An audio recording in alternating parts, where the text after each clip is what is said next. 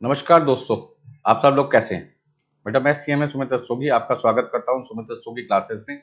जहां आज मैं आपको paper number 16 strategic cost management में 60 प्लस मार्क्स कैसे लेके आते हैं उसके बारे में आपको डिटेल स्टडी करके बताऊंगा कि कौन कौन से चैप्टर्स आपके लिए मोस्ट रेलिवेंट हैं जो ए कैटेगरी में आएंगे, फिर बी कैटेगरी वाले चैप्टर जो कम रेलिवेंट है ए के मुकाबले, और लास्ट में सी कैटेगरी जो बहुत ही कम रेलिवेंट है, मतलब ना के बराबर ही एग्जाम में उन चैप्टर से क्वेश्चंस आते हैं, उनको मैंने सी कैटेगरी में रख दिया।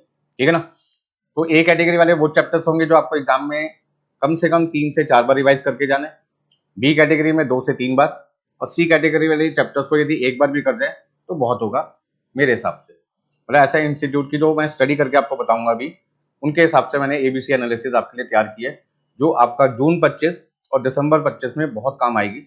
और सबसे पहले आज का जो हमारा टॉपिक है वो है how to get 60 plus marks in SCM.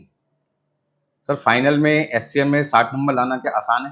बेटा ग्रुप 3 के अंदर जो हमारे 4 पेपर है उसमें सबसे आसान जो पेपर होगा वो आपका एससीएम ही होगा। ऐसा मैं इसलिए बोलता हूँ क्योंकि इनमें काफी सारे चैप्टर ऐसे हैं जो आपने इंटरमीडिएट लेवल पे पढ़े हुए हैं, जैसे मैनेजमेंट अकाउंटिंग में काफी सारी चीजें आप वहां से सीख के आए बेस। ऐसी ओएम एसएम के अंदर जो ओएम का पार्ट था वहां से आपको काफी मदद मिलती है, तो इस सब्जेक्ट को आप आसानी से कर सकते हैं और 60 प्लस मार्क्स ला सकते हैं।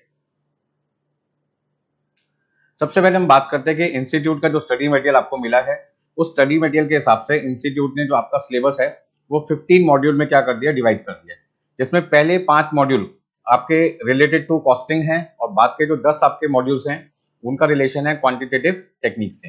तो पहले 60% आपके 5 मॉड्यूल कवर करते हैं। उसमें पहले मॉड्यूल का नाम है introduction to strategic cost management, दूसरा क्वालिटी कॉस्ट मैनेजमेंट जो प्योरली आपके 100% के थ्योरी चैप्टर्स हैं। फिर आपके पास है decision making techniques, activity based management and just in time, और इवेल्युएटिंग परफॉर्मेंस। ये 5 आपके जो मॉड्यूल हैं वो 60% वेटेज रखते हैं एज पर स्टडी मटेरियल। ठीक है जी। तो नेक्स्ट आपके पास आता है quantitative technique in decision making, जो यहाँ पे वेटेज दिखाता है 40% की, जिसमें linear programming, transportation, assignment, simulation, game theory, network analysis जिसको पर सीपीएम कहते हैं, लर्निंग कर्व, आपका मैक्सिमा मिनिमा की application, time series regression analysis, और लास्ट आपके पास है टूल्स फॉर डेटा एनालिटिक्स। ठीक है जी।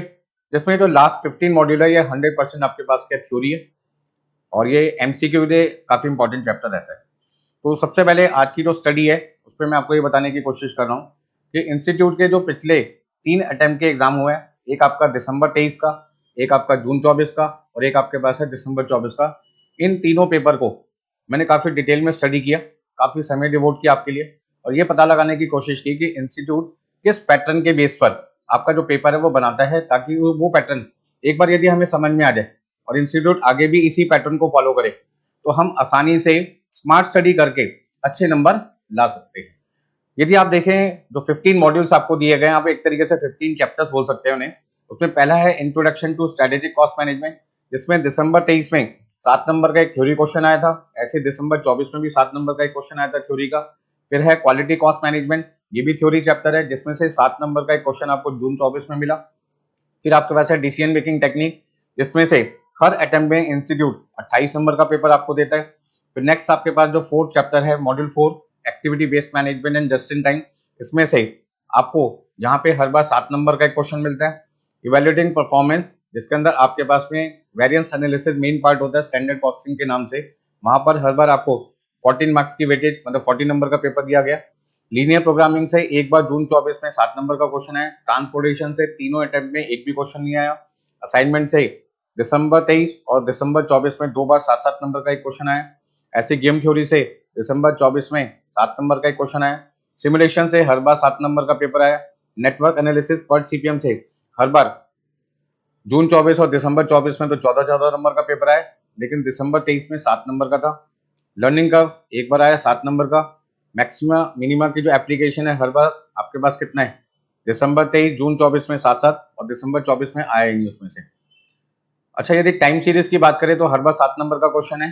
और डेटा एनालिटिक्स जो थ्योरी है वो आपका डिस्क्रिप्टिव क्वेश्चन में नहीं आता। डिस्क्रिप्टिव क्वेश्चंस का मतलब होता है वो क्वेश्चन जो क्वेश्चन नंबर 2 से लेके क्वेश्चन नंबर 8 के बीच में आते हैं।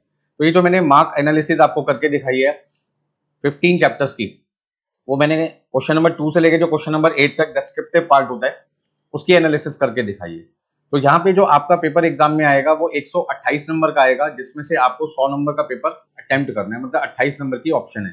28 का मतलब 14 नंबर के 2 क्वेश्चन आपको ऑप्शन में मिलेंगे जो आपको छोड़ने होते हैं। मतलब क्वेश्चन नंबर 2 से लेके क्वेश्चन नंबर 8 तक आपके 7 क्वेश्चन है और एनी 5 कोई भी 5 क्वेश्चन आपको उसमें से करने, कोई भी 2 क्वेश्चन आपको छोड़ने, ठीक है ना। तो अभी मैं आपको बताऊंगा कौन से 2 क्वेश्चन आप छोड़ना चाहें तो छोड़ सकते हैं और कौन से 5 क्वेश्चन आपको करने चाहिए। ये सारी चीजें आज की क्लास में मैं आपको बताऊंगा, जिसको कहते हैं स्मार्ट स्टडी करके हम कम मेहनत करके, कम एफर्ट लगा के, क्योंकि टाइम हमारे पास कम बचा है, उनका सही उपयोग करके, सही यूज करके हम कैसे अच्छे नंबर ला सकते हैं एससीए में। उसके लिए मैंने आपके लिए काफी मेहनत की है, काफी स्टडी की है। देखिए भाई, नेक्स्ट आपके पास में जो 128 नंबर का पेपर है उसमें क्वेश्चन नंबर 2 से लेके क्वेश्चन नंबर 8 तक तो जो 98 नंबर का पार्ट है वो तो डिस्क्रिप्टिव हो गया।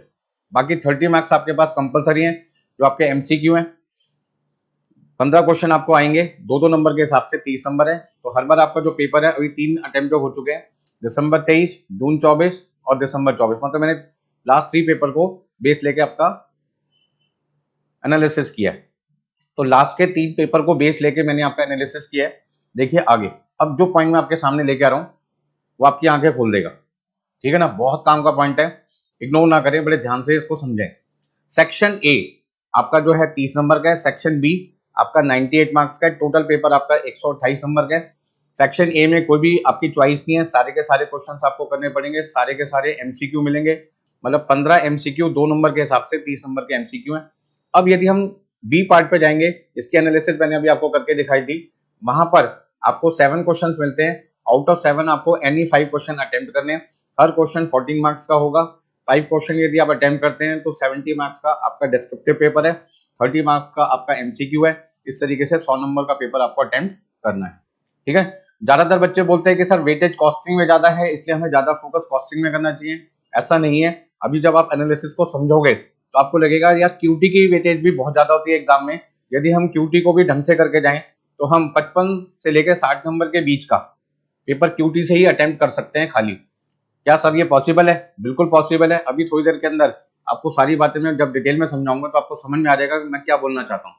कॉस्टिंग पे भी फोकस कीजिए, बट ये नहीं कि आप क्यूटी को भूल जाएं। तो आप क्यूटी पे भी अच्छा फोकस कीजिए क्योंकि क्यूटी आसान होता है एज कम्पेयर टू कॉस्टिंग। देखिए कैसे। सबसे पहले जब मैंने लास्ट 3 अटेम्प्ट के पेपर दिसंबर 23, जून 24 और दिसंबर 24 के पेपर को एनालाइज किया तो मैंने क्या पाया, मैंने देखा कि भाई हमारे यहाँ जो कॉस्टिंग वाला पार्ट होता है उसमें 5 एमसीक्यू आते हैं प्रैक्टिकल के और 2 एमसीक्यू आते हैं थ्योरी के। मतलब 7 क्वेश्चन कॉस्टिंग में से मिलेंगे, 2 नंबर के हिसाब से 14 नंबर का पेपर एमसीक्यू का कॉस्टिंग से मिलेगा। तो बाकी बचे कितने भाई? भाई 30 में से यदि मैंने 14 नंबर हटा दिए तो बचे 16। तो उसका ना 16 नंबर का जो एमसीक्यू मिलता है वो आपको मिलता है क्वांटिटेटिव टेक्निक में से। उसमें से 4 क्वेश्चन आपको प्रैक्टिकल मिलते हैं, 4 क्वेश्चन आपको थ्योरी मिलते हैं, ठीक है ना। जो दिसंबर 24 का एग्जाम था उसमें प्रैक्टिकल 4 की जगह 5 हो गए और थ्योरी 4 से कितने हो गए? 3 हो गए। इसका मतलब हम ये कह सकते हैं कि क्यूटी वाले पार्ट में आपका जो प्रैक्टिकल पोर्शन है 4 से 5 क्वेश्चन भी हो सकता है, 4-4 भी हो सकता है थ्योरी और प्रैक्टिकल के बीच में। तो हम इसको सिंपल लेके चलते हैं कि हमारे यहाँ जो प्रैक्टिकल क्वेश्चन आ रहे हैं कॉस्टिंग के 5 और क्यूटी में से 4 मिलाकर कितने हो गए? 9 क्वेश्चन, जो 10 भी हो सकते हैं। मतलब 9 भी मान के चले तो 2 नंबर के हिसाब से आपके पास आ जाते हैं 18 नंबर। बाकी थ्योरी की बात करें तो 2 कॉस्टिंग में से थ्योरी मिलती है और 4 आपको क्यूटी में से मिलते हैं। तो इसका मतलब कितने हो गए? 6 क्वेश्चन। 6 क्वेश्चन यदि हम देखें तो 2 नंबर के हिसाब से हो गए 12। मतलब कि एमसीक्यू जो 30 मार्क्स के आ रहे हैं उसमें से 18 नंबर के बेटे जो आपके एमसीक्यू हैं वो तो प्रैक्टिकल है और 12 नंबर के आपके जो एमसीक्यू हैं वो आपके थ्योरी है। सर आपने ये बात तो हमें बता दी कि किसमें से कितना प्रैक्टिकल आ रहा है, कितनी थ्योरी आ रहा है। क्या आप हमें ये बता सकते हैं कि किन चैप्टर से प्रैक्टिकल आएंगे और किन चैप्टर से थ्योरी आएगी? तो नेक्स्ट पॉइंट, यही तो मेन पॉइंट है जो मैं आपके साथ लेके आया हूं आपकी दुविधा को कम करने के लिए, परेशानी को कम करने के लिए। ध्यान से सुनो। चलिए भाई देखिए आगे। ये सेक्शन ए के इंपॉर्टेंट एमसीक्यू चैप्टर्स हैं। मतलब जो पास 3 पेपर्स आपके हो चुके हैं उनके बेस पे मैंने एनालिसिस की कि जो प्रैक्टिकल क्वेश्चंस आपके पास आ रहे हैं कॉस्टिंग के प्लस क्यूटी के वो किन चैप्टर्स में से आते हैं। तो relevant costing, target costing, marginal costing, activity based costing, throughput accounting, standard costing, learning curve, game theory, simulation, पर सीपीएम, मैक्सिमम मिनिमा और आपका जो बिजनेस फोरकास्टिंग मॉडल्स है, मतलब टाइम सीरीज हो गए, रिग्रेशंस हो गए। इनमें से आपसे प्रैक्टिकल पार्ट पूछ रहे हैं, ठीक है जी।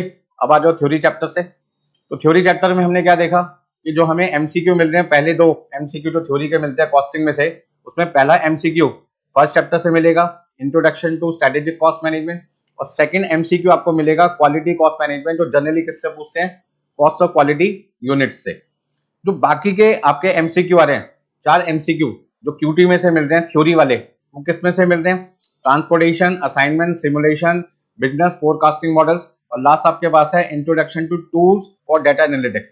अब काम की एनालिसिस मैंने यहाँ पे क्या ढूंढी, मैंने देखा कि जो क्यूटी के 4 थ्योरी वाले एमसीक्यू आते हैं उसमें से 2 एमसीक्यू तो किसमें से मिलते हैं, introduction to tool for data analytics.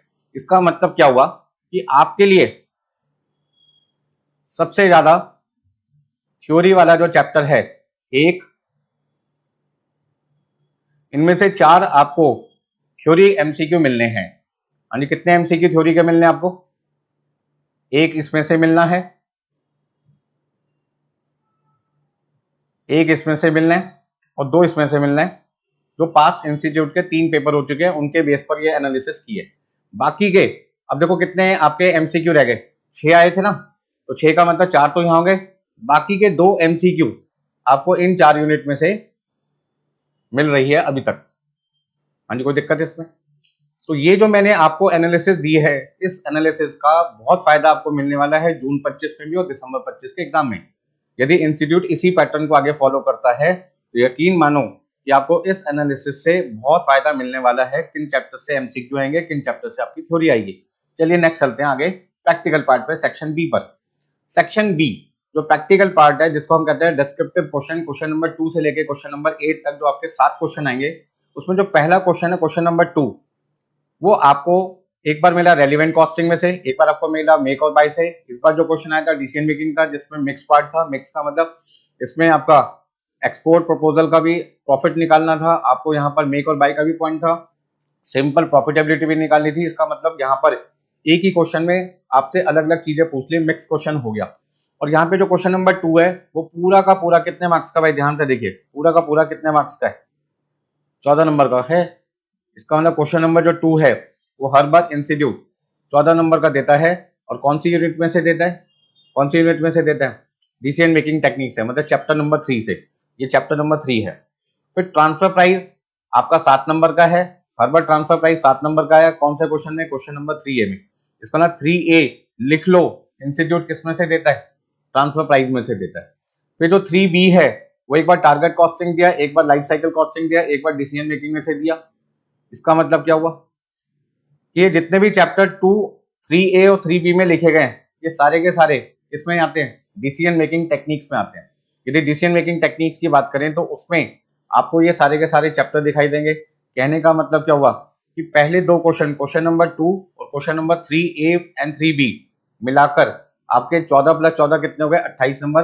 28 number का सारा पेपर आपको किसमें से मिलने वाला है बेटा, किसमें से मिलने वाला है, डिसीजन मेकिंग टेक्निक में से मिलना है, दैट इज मॉड्यूल नंबर 3 में से। तो क्वेश्चन नंबर 2 एंड 3 किसके नाम पर है, decision making technique, that is module number 3 के नाम पे।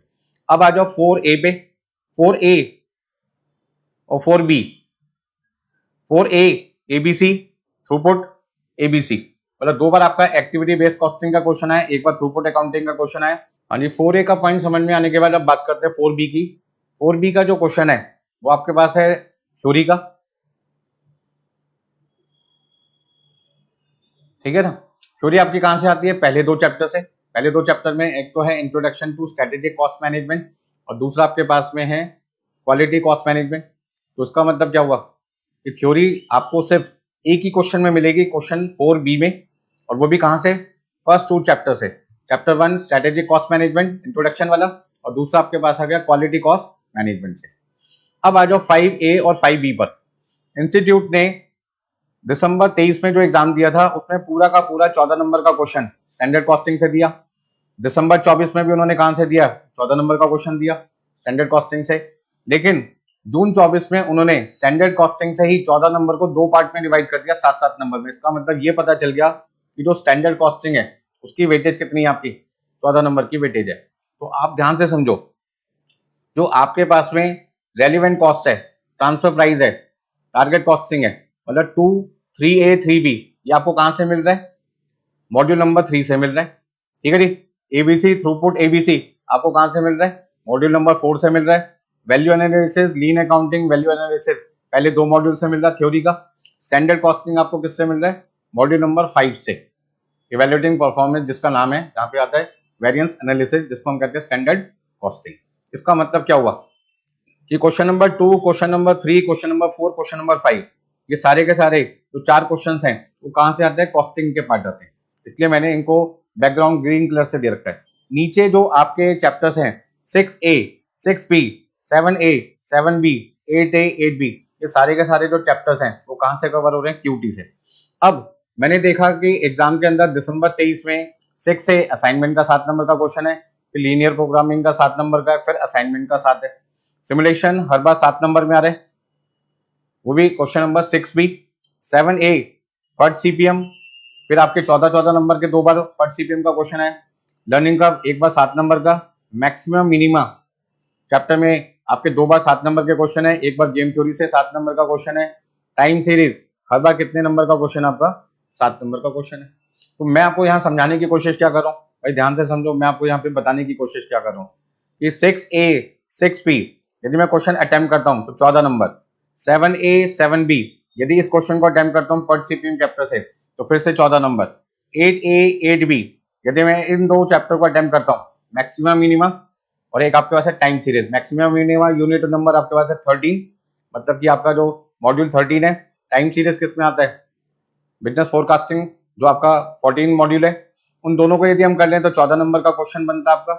14 + 14 + 14 यदि मैं 6A, 7, 6B, 7A, 7B, 8A, 8B मतलब क्वेश्चन 6, क्वेश्चन 7, क्वेश्चन 8 ये 3 क्वेश्चन करके जाता हूं तो 42 नंबर का पेपर तो बेटा यहीं पे बन जाता है।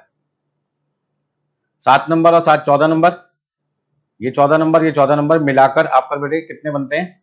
42 मार्क्स बनते हैं। 42 मार्क्स का तो आपका क्यूटी हो गया यहाँ पे प्रैक्टिकल सारा का सारा। ये सारा का सारा क्या? प्रैक्टिकल है।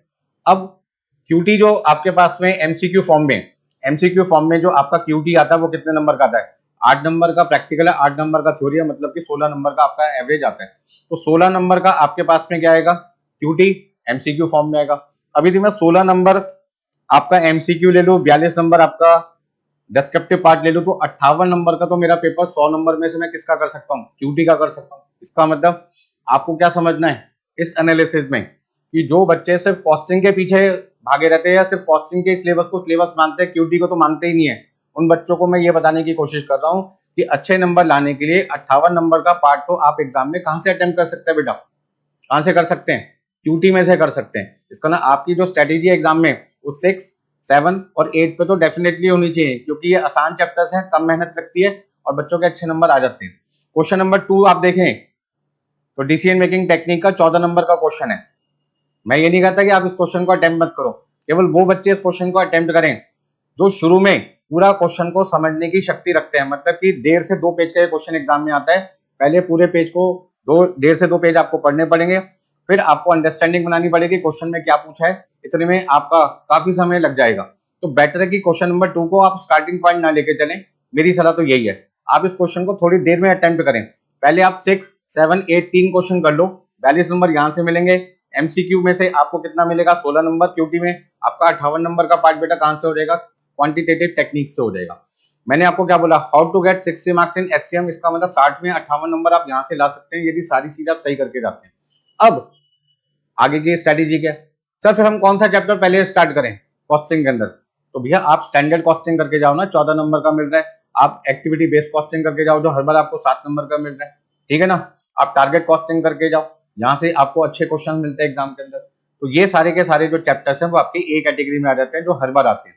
Decision making technique chapter number 3, हर बार आपको यहाँ से 28 नंबर का पेपर मिल रहा है, बट 28 में आप क्वेश्चन 3 को अटेम्प्ट करो ना पहले। 3, 4, 5, 3, 4, 5 में जो 5 है वो स्टैंडर्ड कॉस्टिंग है, उसको अच्छी तरह से करके जाओ, ठीक है जी।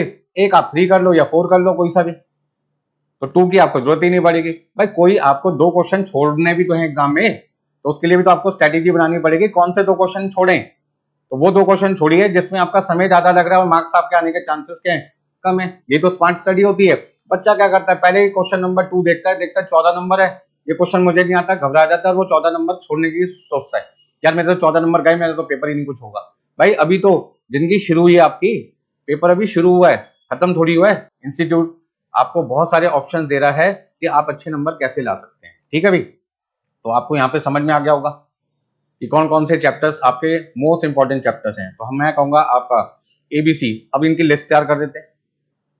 ये लिस्ट वो लिस्ट है जिसमें मैंने स्टडी करने के बाद ये पाया कि इंस्टीट्यूट की नजर में कौन कौन से ऐसे चैप्टर्स हैं 15 चैप्टर में से जिनमें से वो प्रैक्टिकल क्वेश्चन ज्यादा पूछते हैं।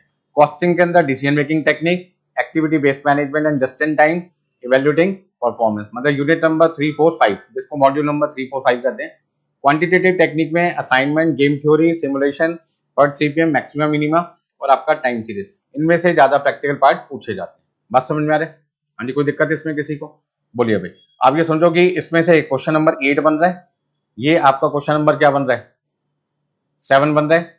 इनमें से आपका क्वेश्चन नंबर क्या बनता है? 6 बनता है एक तरीके से, क्योंकि पर्ट CPM पिछली बार और उससे पिछली बार दिसंबर 24 में और जून 24, मतलब साल 2024 में दोनों बार 14-14 नंबर का क्वेश्चन आया। तो आप ये समझो कि इन चैप्टर्स को करके हमारे को ये पता चल जाता कि कौन सा क्वेश्चन किस चैप्टर के लिए रहेगा, मतलब जो क्वेश्चन एग्जाम में आएगा वो किस चैप्टर से आएगा, वो हमें यहाँ पे पता चल जाता है।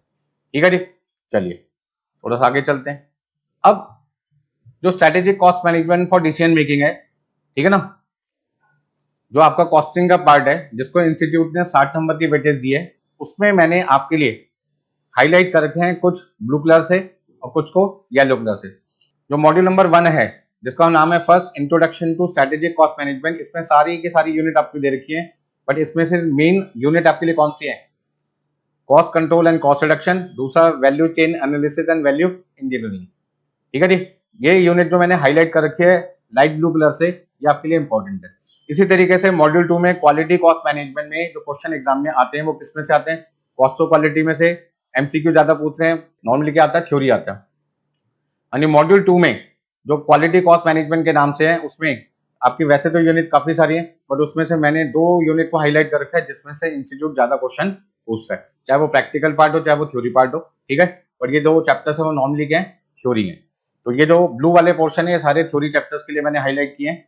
ऐसे ही जो मॉड्यूल नंबर 3 है, मॉड्यूल नंबर 3 के अंदर आपका decision involving alternative choices, transfer price, relevant cost, target costing, product life cycle costing, decision making under probability, ये सारे के सारे वेरी वेरी इंपॉर्टेंट चैप्टर्स हैं किसके लिए? प्रैक्टिकल के लिए। आप मान के चलो कि जो थर्ड यूनिट है इसमें से एक क्वेश्चन नंबर 2 बनेगा और एक क्वेश्चन 3 बनेगा। 3 को 2 पार्ट में डिवाइड कर दो, 3A और 3B। तो इसका मतलब जो ये है 14 + 14 28 नंबर का पेपर आपका यहाँ से प्रैक्टिकल पार्ट कवर होगा। ठीक है ना भाई, चलिए आगे देखते हैं। नेक्स्ट मॉड्यूल 4 है activity based management and just in time.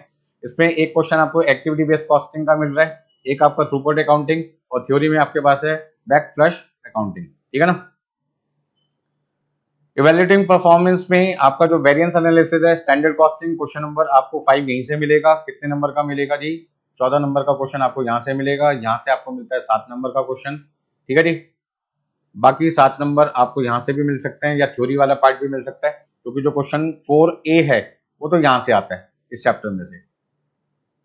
ठीक है ना, 4A तो यहाँ से मिलेगा। 4B जो थ्योरी वाला पार्ट है वो फर्स्ट चैप्टर और सेकंड चैप्टर किसी भी चैप्टर में से आ सकता है, ये ध्यान रखना। तो ये सारी चीजें मैं आपको बता चुका हूँ। Next point, quantitative techniques in decision making में आपका जो लीनियर प्रोग्रामिंग है उसमें थ्योरी वाले पार्ट कौन से हैं? जिनको मैंने लाइट ब्लू कलर से हाईलाइट कर रखा है वो थ्योरी पॉइंट है, जिनको मैंने येलो कलर से हाईलाइट कर रखा है वो सारे आपके प्रैक्टिकल पार्ट है। ऐसे ट्रांसपोर्टेशन में आपका थ्योरी कम पूछते हैं, प्रैक्टिकल ज्यादा पूछते हैं। असाइनमेंट में हंगेरियन मेथड आपका थ्योरी में पूछ सकते हैं, बाकी आपके जो असाइनमेंट के क्वेश्चंस होते हैं प्रैक्टिकल वो आपके लिए इंपॉर्टेंट है। ठीक है ना।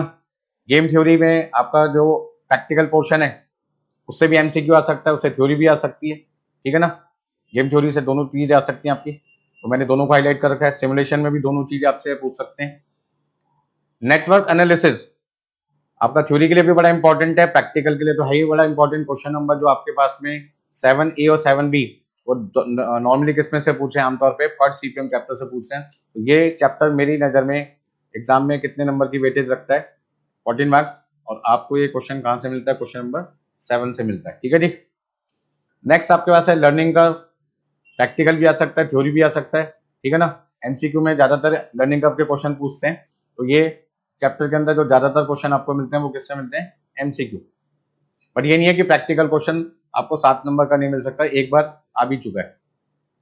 यानी मैक्सिमा मिनिमा और आपका जो बिजनेस फोरकास्टिंग जो टाइम सीरीज है, ये आपके लिए वेरी वेरी इंपॉर्टेंट है। क्वेश्चन नंबर जो 8A है वो इसमें से आ रहा है और क्वेश्चन 8B आपका इसमें से आ रहा है, ठीक है ना। तो इसका मतलब 7 नंबर यहाँ पे हो गए आपके, इसमें से 7 नंबर आपके यहाँ पे हो गए, ठीक है जी। इसमें से थ्योरी भी पूछ लेते हैं कभी कभी, बट ज्यादातर इसमें से क्या आता है, प्रैक्टिकल पोर्शन। थ्योरी भी पूछ सकते हैं, ऐसा नहीं है कि थ्योरी नहीं पूछेंगे आपसे। क्लियर हो गया इतना। नेक्स्ट पॉइंट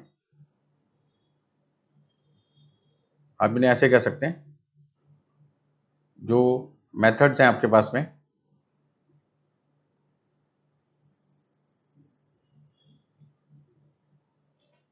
और ये आपके लिए थ्योरी रहता है, ठीक है ना।